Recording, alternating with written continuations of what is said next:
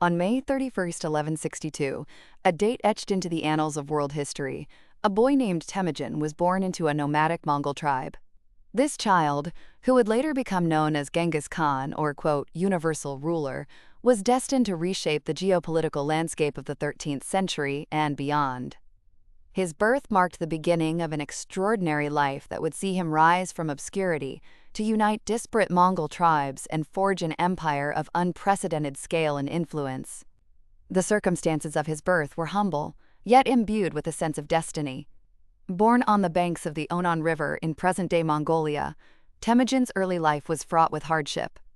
His father, Yesugei, a tribal chieftain, was poisoned when Temujin was young, leaving his family vulnerable and ostracized.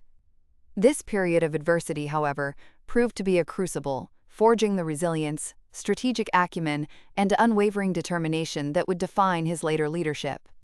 He endured betrayal, capture, and constant struggle for survival, experiences that undoubtedly sharpened his understanding of human nature and the necessities of power. What set Genghis Khan apart was his visionary leadership and his ability to transcend the traditional tribal rivalries that had long plagued the steppe.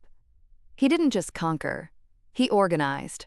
He implemented a strict legal code, the Yasa, which promoted discipline, loyalty, and justice within his burgeoning empire. Meritocracy, rather than lineage, became the cornerstone of his military and administrative appointments. This radical approach fostered loyalty and efficiency, transforming a collection of feuding tribes into a formidable, unified fighting force. His military innovations were equally groundbreaking.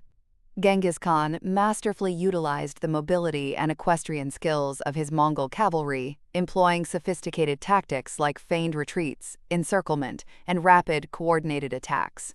His armies were not just destructive, they were highly disciplined, logistically brilliant, and incredibly adaptable.